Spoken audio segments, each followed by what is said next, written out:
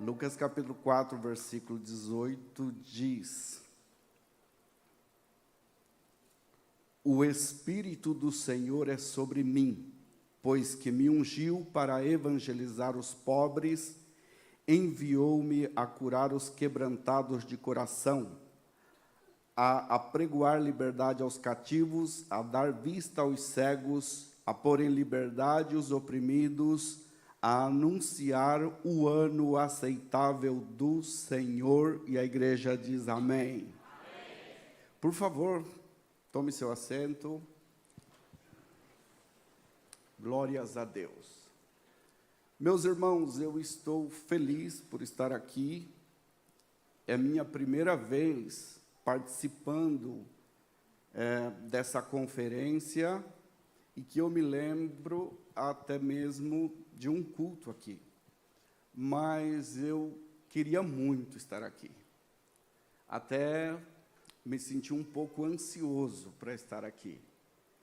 E agora, aqui presente com vocês, estou me sentindo muito bem. E, com licença, vou dizer, estou me sentindo em casa. Glórias a Deus. Devo dizer a vocês que eu estou completo aqui. Eu estou completo porque ela está comigo. O amor da minha vida, 19 anos casados, 19 anos na obra missionária. Nenhum, glória a Deus. Eu vou repetir para dar outra oportunidade. Mazinha, vem aqui, por favor. Ela pede para mim, ela fala, não me chama, por favor. Mas eu costumo dizer, irmãos, que ela paga o preço comigo no campo missionário. E esse momento aqui, os missionários vão de convir comigo, que é um momento de honra. Então, eu não posso tomar essa honra aqui sozinho. Por isso que eu chamo ela para me apresentar a minha esposa para vocês, Marciene, de Minas Gerais, da cidade de Paba, Vale do Aço. Ela não fala, então eu falo por ela, formada em Ciências Contábeis, na Universidade Unileste, né? Unileste, graças a Deus e graças a ela não sou mais pobre. Deus deu a mim nela o que me faltava, graças a Deus, e eu não entendi os planos de Deus até depois que me casei e vi que Deus preparou ela para estar comigo. Olha, eu vou indicar ela aqui para vocês. Vocês têm que ouvir ela algum dia. Vocês têm que ouvir. Ela é pregadora. Geralmente pergunta se a esposa de missionário canta. Ela não canta. Ela canta para adorar a Deus, para louvar a Deus, como cantamos. Mas ela prega. Eu indico correndo um risco. O risco de que, depois que vocês ouvirem ela, não vão querer me ouvir mais. E já aconteceu. Tá bom? Mas é o amor da minha vida, sempre me acompanha. Quando o pastor Peter perguntou se minha esposa ia vir comigo, eu falei com ela, ela ficou feliz. Ela falou, vou acompanhar o preletor. Eu me senti muito importante. Amorzinho, assenta ali, eu acho que a igreja não quer te ouvir hoje.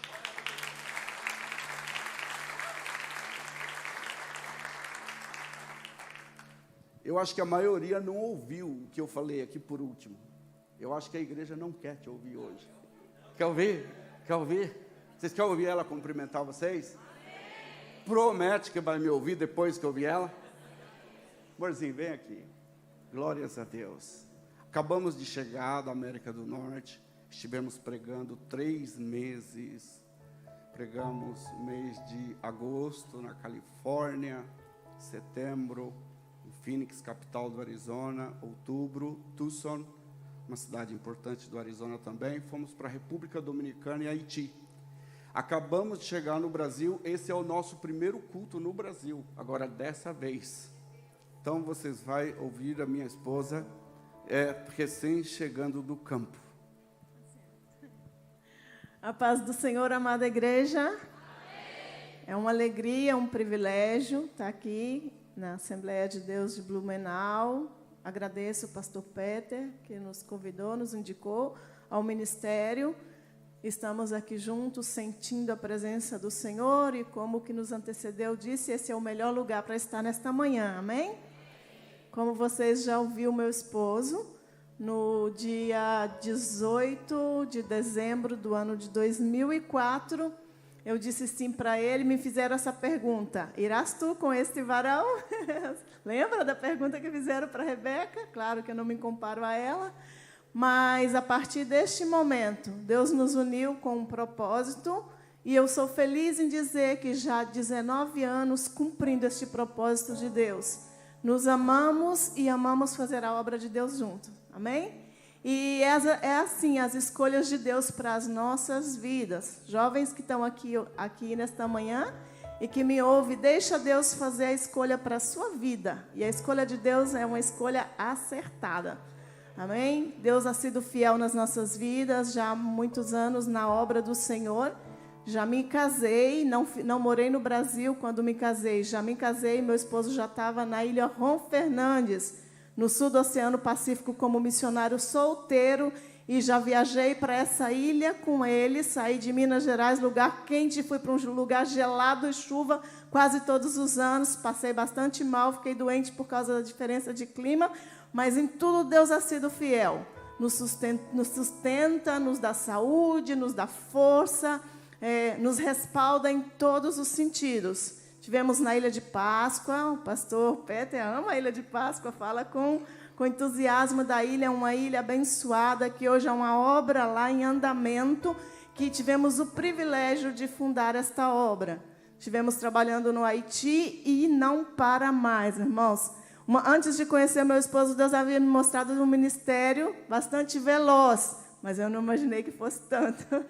Hoje, já com 19 anos, me sinto um pouco cansada, mas dou glórias a Deus de haver aceitado o desafio do Senhor e de estar fazendo a obra de Deus. A família ficou lá, os compromissos ficou lá, a profissão ficou lá, mas Deus deu algo mais sublime para as nossas vidas. Ele nos deu o ID de Jesus. E glórias a Deus. Abençoado e abençoadas são aqueles que entendem a voz de Deus e obedecem e aceitam estar no centro da vontade de Deus. O centro da vontade de Deus é o lugar mais seguro para nós estarmos, e Ele vai guiando e escrevendo a nossa história.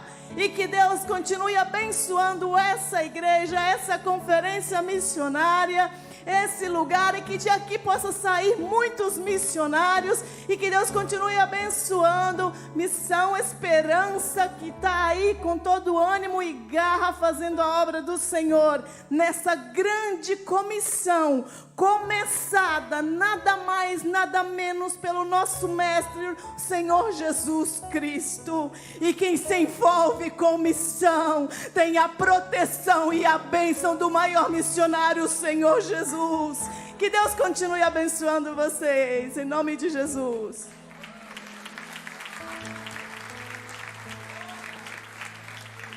Um minuto mais e ninguém parava. Glórias a Deus. Eu falei para vocês.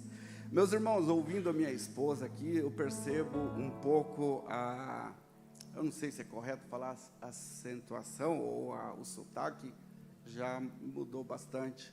Nós estamos há 19 anos falando mais outros idiomas que o português. Então, você ouve o nosso português assim, parece que a gente é um gringo tentando falar português, mas nós somos brasileiros, tá? Nato da terra paranaense, do pé rachado. Glórias a Deus. Quem está feliz, diga aleluia. Quantos já sentiram Deus aqui, diga glórias a Deus. Aleluia. Meus irmãos, essa igreja é uma igreja que tem um nome bastante pesado no nosso estado, no nosso país. Camboriú tem um enorme respeito por essa igreja e pelo pastor dessa igreja, o pastor Niltinho. Ele é um conselheiro nosso, nos aconselhou em momentos crucial para o ministério, nos ajudou muito e continua nos ajudando muito. Então, estou consciente que estou falando num lugar de muito respeito, de um nome bastante pesado neste lugar, glórias a Deus.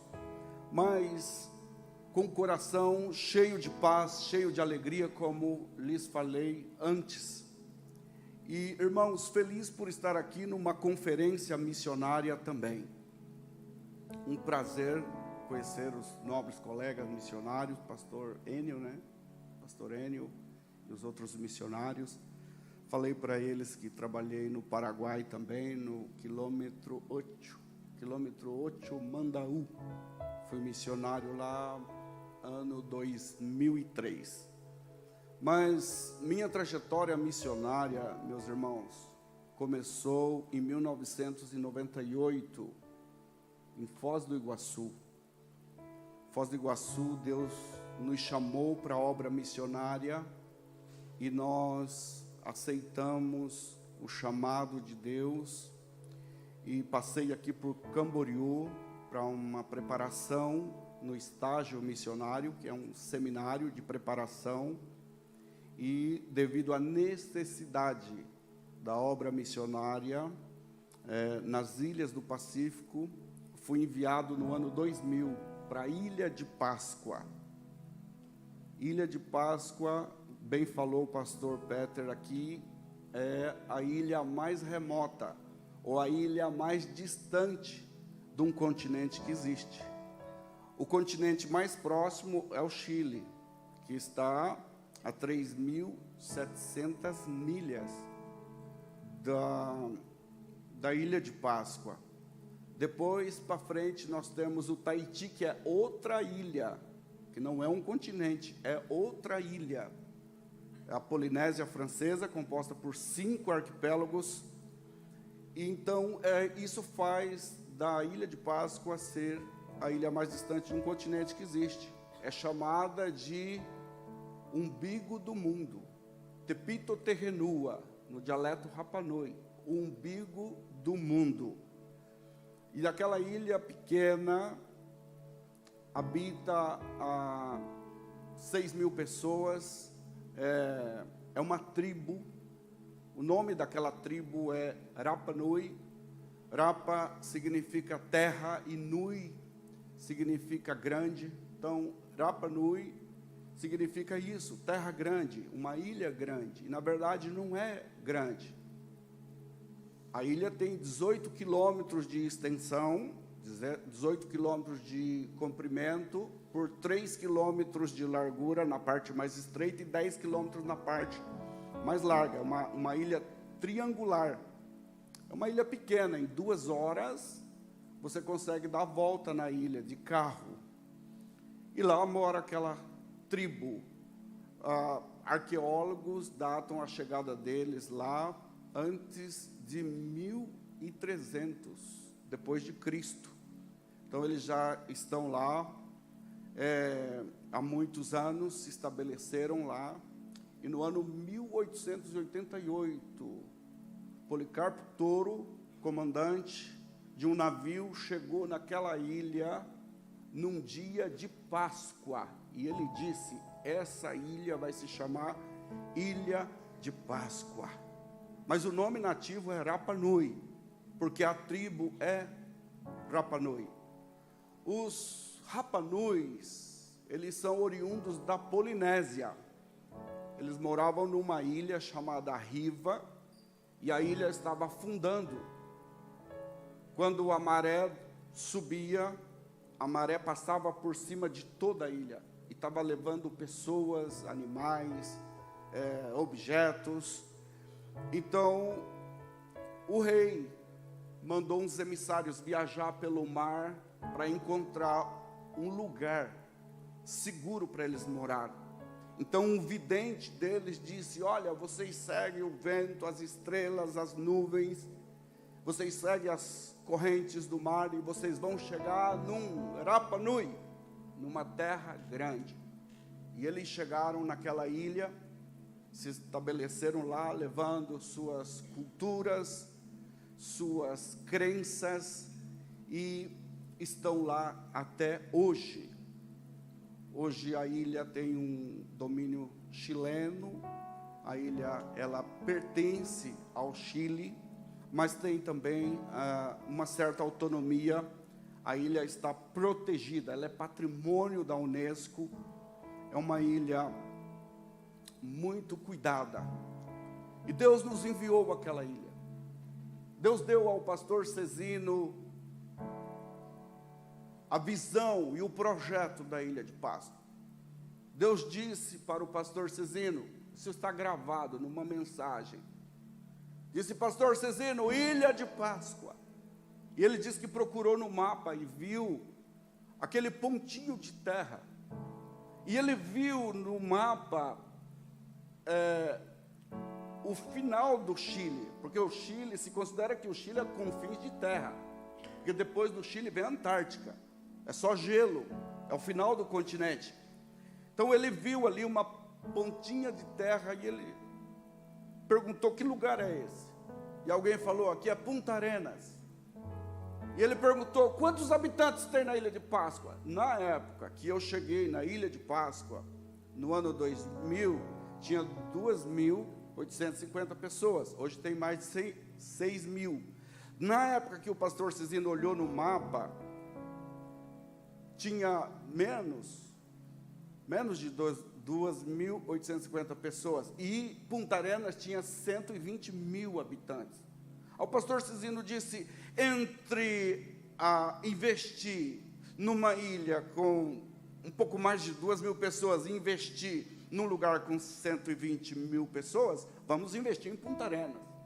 E ele enviou o pastor Jesus Alexis Rojas Pino, meu amigo. Visitei ele várias vezes em Xijan. Ele tem uma igreja lá em Xijan. O pastor Cezino fez o desafio para ele. Ele pegou a esposa dele, as 3 filhas, né? Tinha só 3 filhas, agora tem um filho também. Foram para Punta Arenas. Ficaram lá há pouco tempo, ligaram para o pastor Cezino e disse: pastor Cezino, nós vamos morrer congelados aqui. Nós temos que voltar. Xijan é um dos lugares mais frios do Chile, mas Punta Arenas é um lugar muito gelado. Faz até 25 ou 30 graus negativo no inverno lá. No verão é 9 graus negativo. Então ele disse: nós vamos ter que voltar. E o pastor Cezino disse: sendo assim, então, voltem. E quando o pastor Cezino disse voltem, Deus falou para ele: eu não mandei você enviar missionário para Punta Arenas, eu mandei você enviar missionário para a Ilha de Páscoa.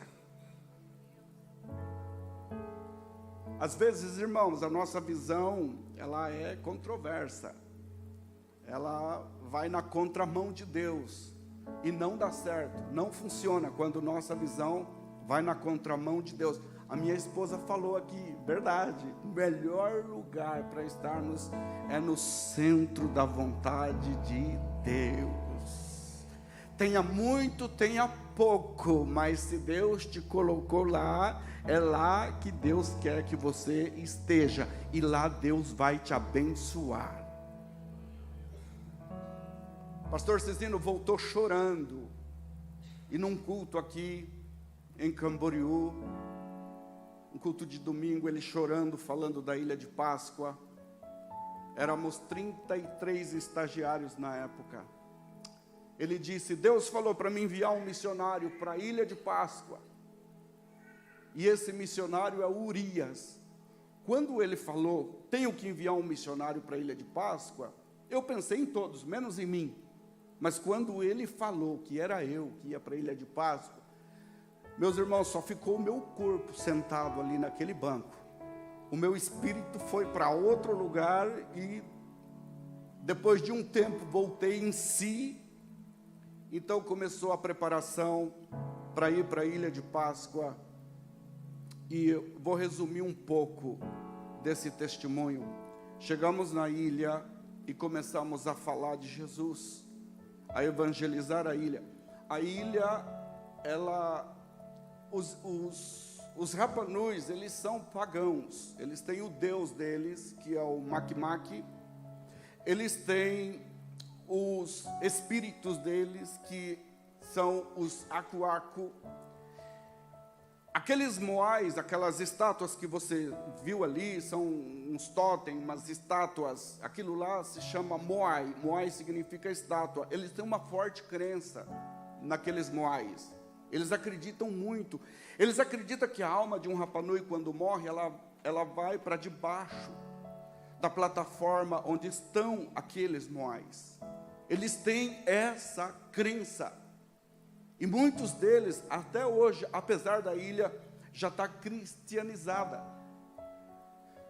mas chegamos no meio daquele povo pagão, e Deus se manifestou de uma forma que antes e depois eu nunca mais vi.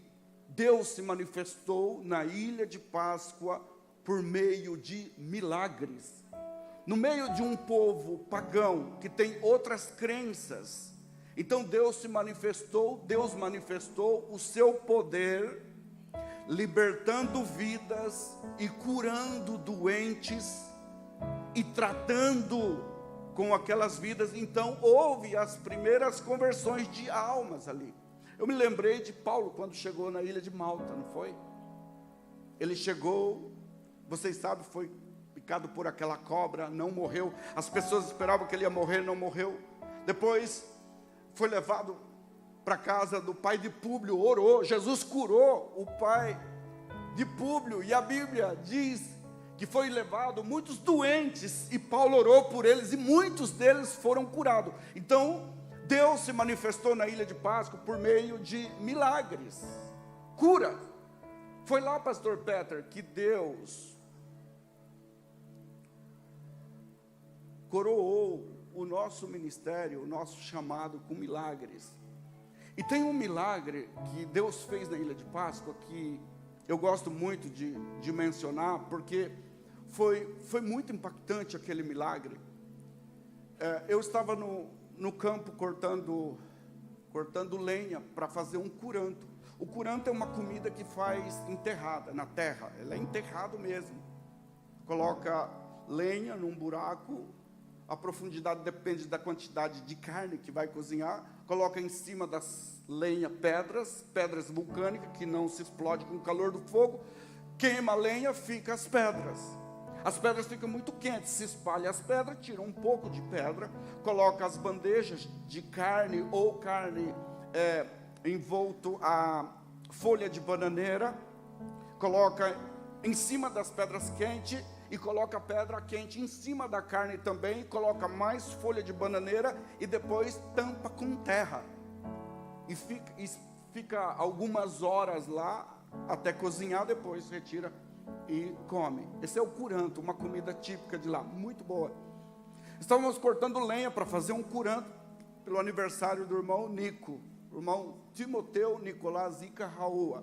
Foi o homem que recebeu o evangelho na ilha de Páscoa, foi o primeiro homem. Hoje é um grande amigo meu. Estávamos cortando lenha, eu, o irmão Timoteu, o irmão Mário Raoa, irmão do irmão Timoteu, e passou Leonardo Pacarati, passou montado num cavalo, parou ali, cumprimentou o irmão Timoteu, cumprimentou o irmão Mário, cumprimentou eles pelo nome, cumprimentou eu como amigo, porque assim eles chamam os estrangeiros. Iorana, amigo. Eu disse, Iorana. Eles conversaram, e os Rapanuis, quando estão conversando, parece que eles estão brigando, mas é a forma de falar. O dialeto deles tem que ser falado de uma forma muito forte. Então, Leonardo Pacarati, depois que conversou com o irmão Timoteu, o irmão Mário, despediu deles, e virou para mim e disse, Iorana, amigo, despediu de mim, e eu levantei a mão para ele e disse, Iorana, vai com Deus. E continuamos fazendo do nosso trabalho, fizemos o aniversário do irmão Timoteu, que é Timóteo aqui em português, né? E isso era um sábado à tarde. No culto de terça-feira, eu estava no púlpito, sentado, o culto estava acontecendo, e de repente entrou um homem de terno e gravata na igreja. Um homem grandão veio caminhando e não se assentou em lugar nenhum e parou na frente aqui do púlpito, eu acompanhando ele. E ele parou entre a igreja e eu, olhando para mim, e me apontou com o dedo. Quando ele me apontou com o dedo, eu fiz eu acho que a retrospectiva mais rápida da minha vida para saber o que eu fiz. E eu, com a consciência tranquila, coração em paz, olhando, e ele me apontou com o dedo, e de repente ele inclinou a cabeça e começou a chorar muito.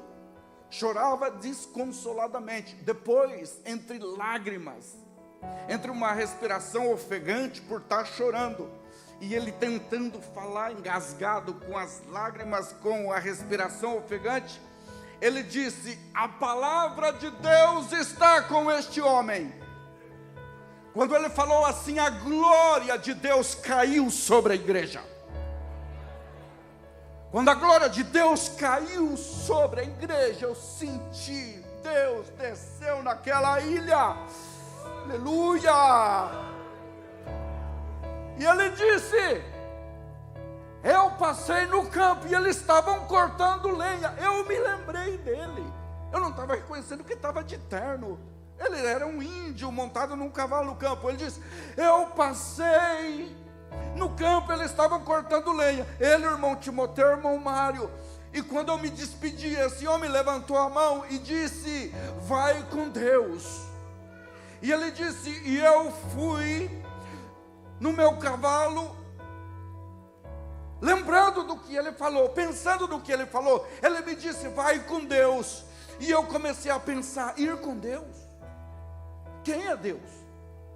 Onde está Deus? O que Deus vai fazer? Onde eu posso encontrar Deus? Para mim ir lá.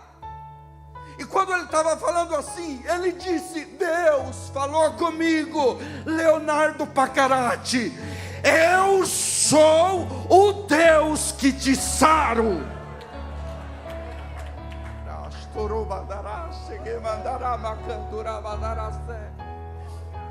Ele tinha uma hérnia no umbigo do tamanho de um limão. E ele tinha um fluxo de sangue através do umbigo dele. Ele disse: eu era um homem revoltado, eu era violento com a minha esposa, com os meus filhos, por causa daquilo, e Jesus me curou. E ele queria abrir no meio do culto e mostrar. Eu disse: irmão, tá bom aqui, tá bom, nós acreditamos, Jesus te curou. Ele levou a esposa dele, a irmã Silvia, para a igreja, levou a neta dele, a neta levou a filha, e Deus foi dando crescimento para aquela obra, para aquela igreja. Aleluia, oh, aleluia. É uma conferência missionária. Estamos tratando da obra missionária, e é importante nós sabermos que Deus age aqui, mas Deus age lá no campo missionário também. Glórias a Deus. E ali ficamos, irmãos. Eu fiquei por 2 anos, e eu fui removido pela missão, pelos Gideões. E em caráter de informação, devo dizer algo aqui, pastor. Eu fui anunciado como missionário dos Gideões, e sim, eu sou missionário dos Gideões, mas hoje, desde 2018, eu sou missionário voluntário dos Gideões, em gratidão por haver comido 16 anos na mesa dos Gideões. Eu tenho uma gratidão muito grande, muito grande. Eu amo o meu pastor Zilmar, que é o presidente dos Gideões hoje. Este ano nós cancelamos uma agenda para a Europa, para atender Bolívia. Ficamos 4 meses na Bolívia, atendendo um pedido do nosso presidente. Então, eu sou Gideões, mas hoje eu sou um missionário em caráter voluntário dos Gideões. Na época, os Gideões me removeu da Ilha de Páscoa em 2000, 2003 me enviou para o Paraguai. Em 2004, Deus mostrou para o pastor Cecino a Ilha Robinson Crusoe. Talvez você nunca ouviu falar da Ilha Robinson Crusoe. A Ilha Robinson Crusoe também está no sul do Pacífico. Ela está no limite marítimo entre Chile e Peru. É no extremo sul do Chile. tem 600 pessoas na ilha, não é 600 famílias. Nós ficamos lá 4 anos, de 2004 a 2008, implantamos na ilha Robson Crusoe a 41ª igreja da Assembleia de Deus no Chile, porque a ilha também pertence ao Chile. Depois passamos para a convenção chilena, convenção que eu fiz parte de 2005 até 2015, quando fui para o Haiti. Mas em 2008, a pedido do povo Rapa Nui, pastor Cezino, em memória, Gideões Missionários, me enviou novamente para a Ilha de Páscoa. E lá ficamos mais 7 anos na Ilha de Páscoa. E aí ela já estava comigo, eu estava completo. A primeira vez eu estava faltando perna, braço, aí eu fui completo com ela para a ilha. Nós fomos recomeçar a obra na Ilha de Páscoa. Agora, veja bem os planos de Deus. No ano 2000, eu evangelizei um homem por nome Robson Santiago Tepano Moraga, que é um Rapa Nui. No ano 2000, eu tive contato com ele, evangelizei ele. Quando eu voltei para a ilha, em 2008, eu fui procurar ele. E ele escondia de mim, ele corria de mim, porque ele estava nos vícios, ele estava no alcoolismo. Mas Deus colocou fortemente no meu coração de procurar ele, de buscar ele, de orar por ele, de evangelizar e pregar para ele. E ele fugia de mim. Até que um dia ele se sentiu encurralado. Ele não teve como correr de mim. E eu falei assim: irmão Robson, Deus colocou no meu coração que eu devo procurar você, que eu devo te evangelizar, que eu devo orar por você. Deus colocou um amor muito grande no meu coração por você. Ele falou assim: pastor, você sabe que eu estou mal, você sabe que eu estou caído, você sabe a minha situação. Eu falei: não importa, Robson, Deus te ama. E se Deus me trouxe do Brasil aqui de volta para a Ilha de Páscoa, por causa de você, a obra de Deus na sua vida vai se concretizar. Vou resumir outra vez, uma história muito longa. O Robson Tepano estava fazendo uma cerca. E para quem aqui é do campo, como eu fui, sabe, você cava um buraco para pôr um tronco e pregar os arames. E ele cavou um buraco, e quando ele pegou o tronco para pôr naquele buraco, Deus falou assim para ele contando para mim, e contou para o pastor Zilmar também. O pastor Zilmar chorou demais. Nós temos gravado isso aí. Quando ele foi colocar o tronco naquele buraco, Deus falou assim: Robson, deixa tudo isso aqui e procure a minha casa. Ele deixou tudo aquilo, e ele chegou na porta da minha casa, sujo, alcoolizado, ele estava bêbado. E ele chegou, bateu na porta, eu abri, eu me preparando para ir para o culto. E ele disse: pastor, eu vim aqui, e na igreja. Eu olhei para ele, senti o bafo da cachaça, peguei ele pelo braço e falei: vem aqui. Levei ele no banheiro, liguei o chuveiro, coloquei ele debaixo do chuveiro com roupa e tudo. Eu falei: fica aí. Falei para minha esposa: prepara uma calça e uma camisa minha. Ela pegou uma calça. Eu me lembro que na época da microfibra, lembra? Eu tinha uma camisa azul, bonita. A minha cor favorita é o azul. Aí peguei, levei para ele. Ele colocou aquela roupa, ele estava meio tonto ainda. Eu falei: se arruma aí, vamos para a igreja. Levei para a igreja e coloquei ele sentado no primeiro banco e dei o ensino da palavra. Aleluia. E ele estava ali sentado, e ele balançava e me olhava, e ficou ali, foi embora. No outro culto voltou, foi embora. No outro culto voltou, foi embora. No outro culto voltou. Começou a me ajudar na igreja. Eu comecei a discipular ele para o batismo. Batizei ele nas águas. Jesus batizou ele com o Espírito Santo. Um dia, numa oração no monte, Deus deu uma revelação tremenda para aquele homem, que transformou a vida dele, impactou toda a ilha. E um dia, eu liguei para o pastor Cezinho e eu disse: pastor, eu estou sentindo um desejo de consagrar o Robson. Ele falou assim: Urias, eu estou há muitos anos esperando a sua indicação. Eu não passei na tua frente por respeito a você, porque ele é teu filho na fé. O Robson é um homem chamado por Deus. Vamos consagrar ele para a obra. 2015, o pastor Cizino fez a última mudança na minha vida. Nós construímos templo na Ilha de Páscoa. Eu construí templo no Paraguai também.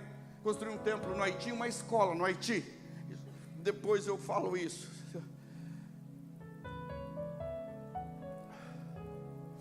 Quando o pastor Cizino fez a mudança nossa da Ilha de Páscoa para o Haiti, em 2015, ele falou: Urias, quem vai te substituir na Ilha de Páscoa? Os ilhéus te amam, ama você, ama a Marciene. Eu falei: tem um sobrinho meu, lá no Paraná, prega com Benhur Lopes, prega com Vanderlei Castelhano, prega com fulano de tal, curso de teologia, ele é alto, ele é bonito, a esposa dele quase ganha da Barbie. Eu falei: é eles. Foi um dos maiores erros que eu cometi na minha vida, foi levar alguém para o campo missionário sem consultar a Deus. Eles duraram poucos meses na Ilha de Páscoa. Aí o pastor Cizino disse: Urias, quem nós vamos mandar? Mandou um casal daqui. Duraram 3 meses, eu tive que sair do Haiti, voltar para a Ilha de Páscoa, urgente, porque não se adaptaram na cultura, não se adaptaram à igreja, não se adaptaram ao lugar. Então eu disse para o pastor Cezino, eu disse: pastor, não será que Deus quer que o Robson seja o pastor na Ilha de Páscoa? Ele disse: Urias, sempre que eu oro a Deus, perguntando: Deus, quem eu envio para a Ilha de Páscoa, Deus traz na minha memória o Robson Tepano. Eu falei: pastor, é ele. Deus chamou este homem. Ele é nativo Rapa Nui, ele fala o dialeto Rapa Nui, ele é compositor dos hinos em Rapa Nui. A ilha ama ele. A ilha tem um padre que é Rapa Nui, tem um piloto de avião que é Rapa Nui, tem um médico que é Rapa Nui, tem advogado que é Rapa Nui, o governador da ilha é Rapa Nui, o prefeito da ilha é Rapa Nui, mas nós não temos um pastor Rapa Nui. É hora de Deus levantar esse pastor Rapa Nui. E colocamos ele na frente da igreja. Eu vou resumir novamente, é muito longo esses testemunhos, mas eu resumo. Hoje o pastor Robson Tepano continua pastoreando uma linda igreja na ilha. Nós já perdemos 2 templos na ilha, irmãos. A Ilha de Páscoa, ela é administrada pela CONAD, Corporação Nacional de Defesa ao Índio, é a nossa FUNAI. Então todos que investem na ilha, tanto a rede hoteleira, restaurantes, empresários ou igrejas, todos que investem na ilha sabem que investem num território indígena e que pode perder, porque fica no nome do nativo. Nós já perdemos 2 templos na ilha, nós já perdemos 2 patrimônios na ilha por ser território indígena. Mas hoje, o pastor Robson Tepano, numa terra que é dele, que está no nome dele, ele está construindo um templo de 30 por 15. É um templo enorme, é um templo muito grande. Quer saber o formato do templo? Não, ok, não vou falar. O templo é muito lindo, ele foi copiado da estrutura do Tahiti, na Polinésia Francesa. Ele tem o formato de um barco virado. Imagina um barco virado, com a parte de baixo para cima. Ele tem esse formato. Mas o mais bonito, o mais lindo é que hoje tem uma igreja viva lá na Ilha de Páscoa. Hoje tem uma igreja que continua frutificando lá na Ilha de Páscoa. Olha, 3 etapas da obra missionária que eu considero muito importante para nós falarmos numa conferência missionária. A primeira etapa é a evangelização. Na evangelização nós pregamos, pastor, que Jesus salva. E se você prega que Jesus salva, Ele salva mesmo, porque Ele é o Salvador da humanidade. Aí você evangelizando e pregando que Jesus salva as almas, começa a se formar um grupo e se forma uma igreja. Então surge a necessidade de um templo, e nós construímos um templo, e a construção do templo consolida a obra. Consolidando a obra, então você começa a etapa mais, na minha opinião, no meu entendimento, a parte mais difícil e mais dolorosa, que é formar líderes. Se gerar almas causa dor, gerar líderes, discipular pessoas causa muito mais dor, mas é o discípulo que vai dar seguimento na obra. Se Jesus não tivesse formado discípulo, não estaríamos aqui. Glórias a Deus. Se não tivesse formado discípulo na Ilha de Páscoa, a obra teria acabado, mas hoje a obra continua, está frutificando, porque essas 3 etapas da obra missionária foi alcançada na Ilha de Páscoa. Você pode me ajudar nessa manhã e dizer glórias a Deus por isso? O versículo que nós lemos, o capítulo 18 o versículo 18 do capítulo 4 de Lucas, certo? O Espírito do Senhor Jeová está sobre mim. Vamos resgatar aqui rapidinho, isso aqui é só uma reflexão. Vamos resgatar aqui rapidinho uma coisa. Nós vemos aqui a presença do Pai, do Filho e do Espírito Santo. Note comigo, Jesus, o Filho, diz o Espírito, se referindo à terceira pessoa da Trindade, o Espírito Santo. Ele fala o Espírito do Senhor. Isaías capítulo 61, o profeta diz assim: o Espírito do Senhor Deus, o Espírito do Senhor Jeová. Então Jesus estava falando do Pai. O Espírito do Senhor está sobre mim. Nós resgatamos aqui então a presença da Trindade. E eu devo lembrá-los que esse lugar só é interessante porque está aqui o Pai, o Filho e o Espírito Santo. Me ajude, por favor. Levante sua mão, como umas pessoas já fizeram espontaneamente. Levante suas mãos e diga comigo assim, o mais forte que você puder: glórias ao Pai, glórias ao Filho, glórias ao Espírito Santo de Deus.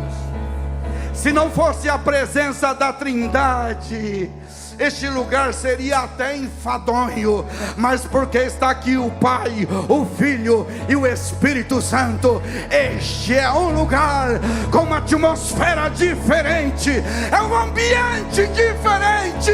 Nós amamos este lugar, porque aqui habita a presença do Pai, do Filho e do Espírito Santo. Eu gosto tanto disso. Agora presta atenção, olha aqui. Jesus disse assim: o Espírito do Senhor está sobre mim. Olhe para mim, por favor. Jesus é Deus. Nenhum amém. O irmão falou aqui que quando você ouvir alguma coisa que a Bíblia tem que reagir. Jesus é Deus. Agora, Jesus sendo Deus em toda a sua plenitude, Jesus sendo Deus, Ele não rejeitou a presença do Espírito Santo. Antes, Ele disse: o Espírito do Senhor está sobre mim. Olha aqui para mim. Jesus se dependizou. Ou, talvez em português seja melhor dizer, Jesus se tornou dependente do Espírito Santo. Posso te relembrar? Posso te relembrar? Jesus foi gerado no ventre de Maria pelo Espírito Santo. Quando Jesus foi batizado por João no Rio Jordão, a Bíblia diz que os céus se abriu e desceu sobre Jesus o Espírito Santo na forma corpórea de uma pomba. E a Bíblia diz em Mateus capítulo 4 que Jesus foi guiado ao deserto para ser tentado pelo diabo. Deixa eu te falar uma coisa: não foi o diabo que levou Jesus para o deserto. Foi o Espírito Santo que levou Jesus para o deserto para ser tentado. Porque o diabo não tem poder nenhum sobre Jesus. E se não tem poder sobre Jesus, não tem poder sobre nós também.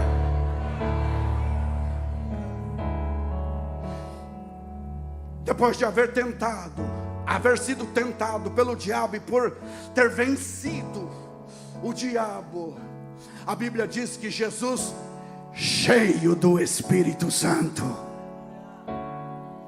chegou a um lugar e foi a uma sinagoga, e ele leu o livro do profeta Isaías, o versículo que nós lemos, e ele disse: o Espírito do Senhor está sobre mim. Jesus estava dizendo que ele estava cheio do Espírito Santo, que o Espírito Santo estava sobre ele, de fato estava. Jesus, ele andou guiado pelo Espírito, operou sinais, prodígios e maravilhas pelo Espírito, foi conduzido pelo Espírito, foi levado pelo Espírito, levantado pelo Espírito, usado pelo Espírito Santo. Eu vejo o Pai e o Filho e o Espírito Santo numa caminhada, unidos, os três juntos, inseparáveis. E eu vejo Jesus caminhando até a cruz. E se me permite aqui uma analogia, como dois amigos caminhando e conversando, Jesus e o Espírito Santo, e Jesus diz: eu tenho que consumar a obra do Pai, e para isso eu tenho que entregar a minha vida, e eu vou morrer, mas eu tenho que ressuscitar. E eu imagino, olha aqui, na minha pequenez, pelo amor de Jesus, eu não quero ferir a santidade da Bíblia, mas na minha pequenez, aqui nessa simples analogia, o Espírito Santo pergunta: o que é que eu faço? Eu quero que no terceiro dia você entre dentro daquela sepultura e me levante daquele lugar. Aí, irmãos, eu fico imaginando o Espírito Santo no primeiro dia da morte de Jesus, inquieto, ansioso. No segundo dia, no terceiro dia, ele já não aguentava mais. No terceiro dia, diz a Bíblia,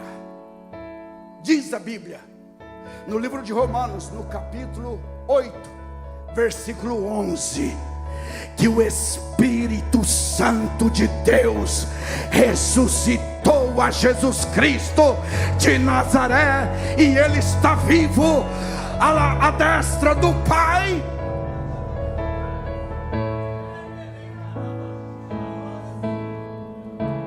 Jesus sobe aos céus, e Jesus, sabendo que nós, sem o Espírito Santo, não conseguiríamos, não seria possível fazer a obra de Deus sem o Espírito Santo. Então Jesus, ele cumpriu a promessa que ele fez, e ele enviou o Espírito Santo sobre a igreja. O Espírito Santo do Senhor está sobre nós. O Espírito de Deus está aqui. Eu estava pensando aqui no devocional deste culto, eu estava pensando, sempre onde há um movimento missionário, o Espírito Santo está presente. Então eu posso afirmar com muita convicção que o Espírito do Senhor está sobre este lugar. Levante suas mãos uma vez mais e declare comigo e diga: o Espírito do Senhor está sobre nós.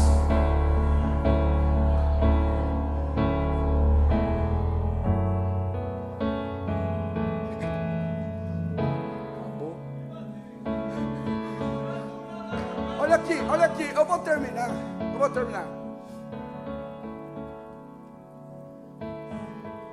Se o Espírito do Senhor está sobre você, você deve sentir a alegria que Ele produz na vida do crente. Se o Espírito do Senhor está sobre você, você deve sentir a saúde espiritual que Ele produz no crente. Se o Espírito do Senhor está sobre você, você deve sentir aquela paz que só o Espírito Santo pode dar ao crente. Aleluia! Por favor, fique em pé. Por favor, fique em pé.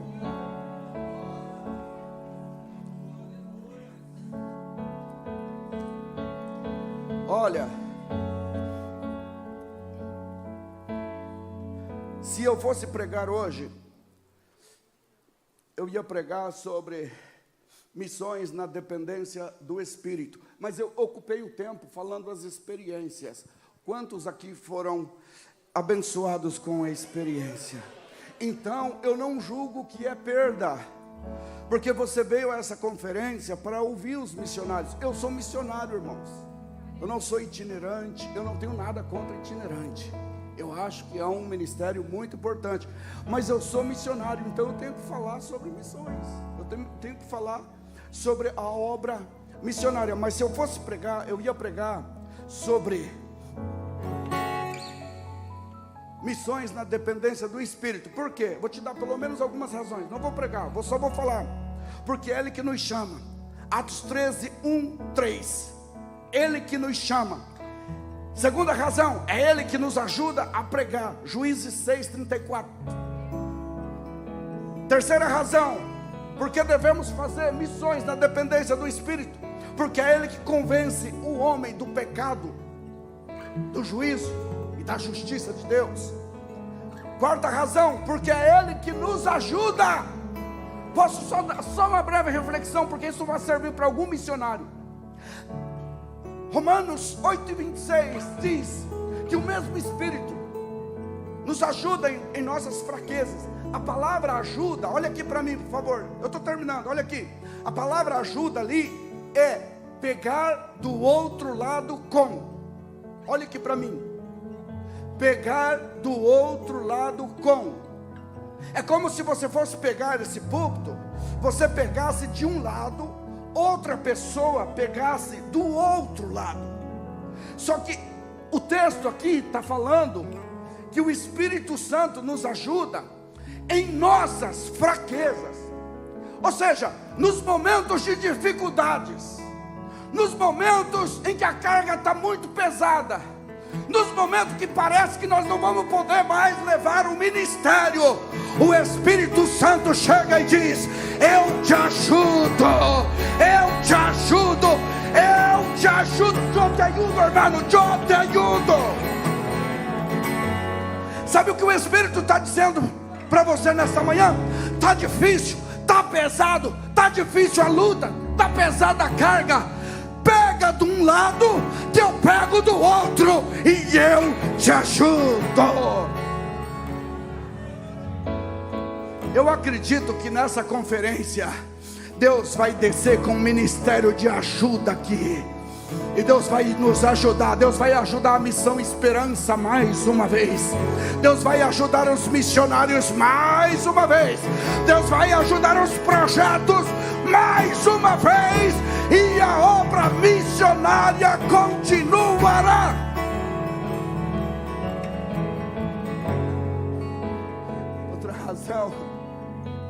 razão porque devemos ser dependentes do Espírito Santo é porque Lucas 24:49, Jesus disse assim: eis que envio sobre vós a promessa do meu Pai, mas ficai, pois, em Jerusalém, até que do alto sejais revestidos de poder. Olha aqui para mim, nós devemos ser dependentes do Espírito Santo, porque é uma promessa do Pai.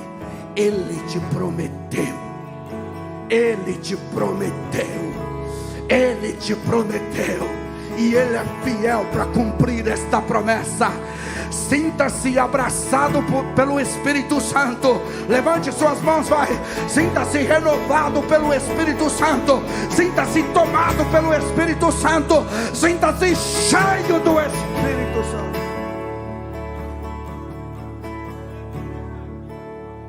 Sabe, quando o Espírito Santo falou para a igreja de Antioquia: separai-me a Barnabé e a Saulo para a obra que eu tenho chamado. A palavra ali, no teu idioma, é apartai-me. No original é separai-me, ou separa para mim. Ou seja, quando ele chama, ele está chamando uma pessoa para ele. Para si. É para si, ele está chamando para si. Mas ela estava na universidade. Chama ela para... Mas ele é empresário. Chama ele para... Mas ele está casado. Melhor ainda, chama ele para mim. Chama